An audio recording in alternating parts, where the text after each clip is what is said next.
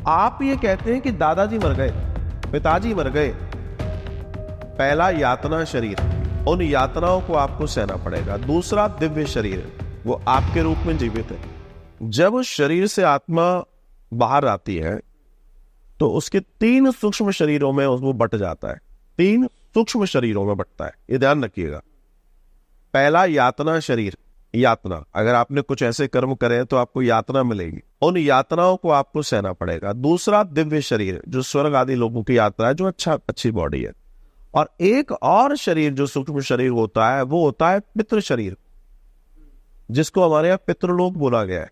तो जो आपके दादाजी जो चले गए 20 से 25 साल पहले, उनके श्राद्ध की प्रक्रिया के लिए दर्शन ये है कि जो उनका सूक्ष्म शरीर रूपी दिव्य शरीर एक वहां विराजमान है पितरों में, जो पितृलोक में विराजमान है, आप उनको श्राद्ध, देखिए श्राद्ध को फिर समझिए, आप उनको आज भी श्रद्धा अर्पित कर रहे हैं। क्यों अर्पित कर रहे हैं? क्योंकि उसका एक कारण है।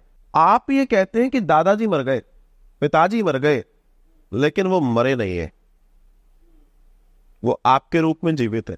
बच्चे पैदा करना क्या है? व्यक्ति अपने आप को जिंदा रखने के लिए कर रहा है। धर्म में कहा गया कि पुत्र पिता की आत्मा है। आप अपने पिता से पैदा है, लेकिन पिता की आत्मा का अंश आप भी हैं। जैसे आत्मा एक अंश है, वैसे ही पिता से आप जनित हैं। अगर आप अपने आप को देखें, आप अपनी नाक को देखें, तो आपके दादाजी की और आपकी नाक एक जैसी मिलेगी, या आपकी दादी की, आपके फीचर्स वही है। तो मरे कहाँ है? शरीर ही तो मरा है, वो आपके रूप में अभी भी जीवित है। आपकी संतान अगर पुत्र के रूप में आएगी तो वो फिर भी जीवित रहेंगे, और उन्हीं के गुणधर्म आपके अंदर प्रवेशरत है। आप कैसे कह सकते हैं शरीर मरा है? फिर समझिए, मरा शरीर है।